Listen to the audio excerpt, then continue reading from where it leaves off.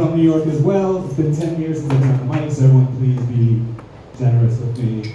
We'll get there. I always feel like these are like AA meetings, right? It's like, hi, my name is Jeff, and I'm a terrible comedian. Thank you very much.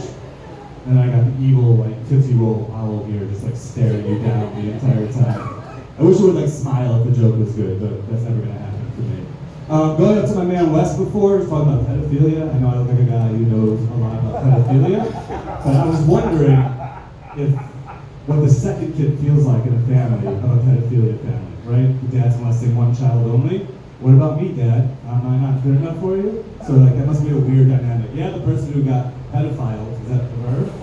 The person who got peeded? I don't know. The person who got peeded, yeah, they have trauma, but I think I've had more trauma, but like, why not me? Why didn't I get pedophiles as well? We need a verb for that as well.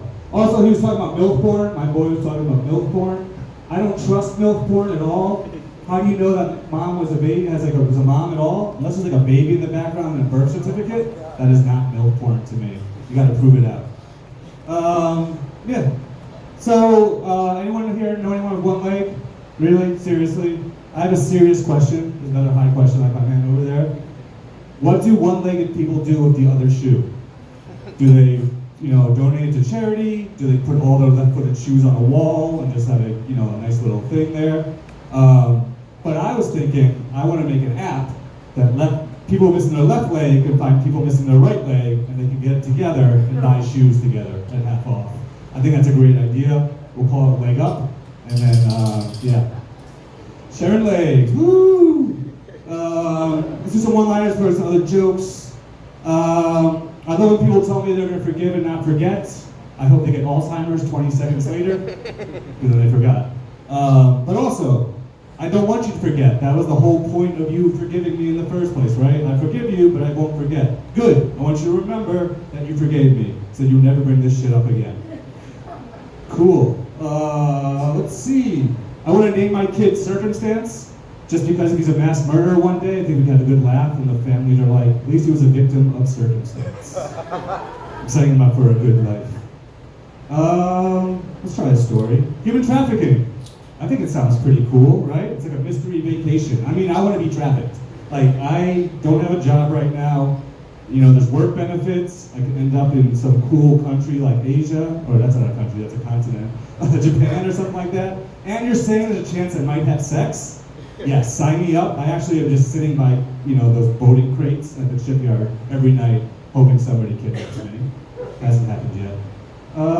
Yeah, we're trying new stuff. It's fair. I got accused of date vaping the other day. I don't know if anyone's ever done that before. My weed is too strong for ladies, apparently. So I've been on a date before. We were having a good time. She gets my vape pen. Next thing we know, we're buying 9 hot dogs. She didn't say a word, and I drive her home, and she's hasn't said a word to me again since that night.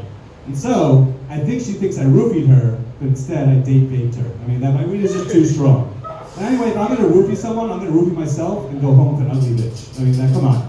Why would I waste a roofie on your ass, to be fair? What we got, minute? 30 seconds? Oh, minute 30, perfect. Obviously, I have mental health issues, as you can see.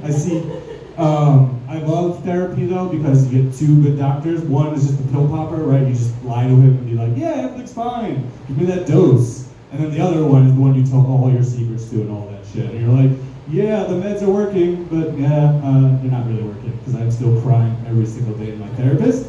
But either way, my therapist the other day, I don't know if it was like a joke or if he thinks he's a comedian, he's like, Jeff, you're on the maximum human dose of Lexapro.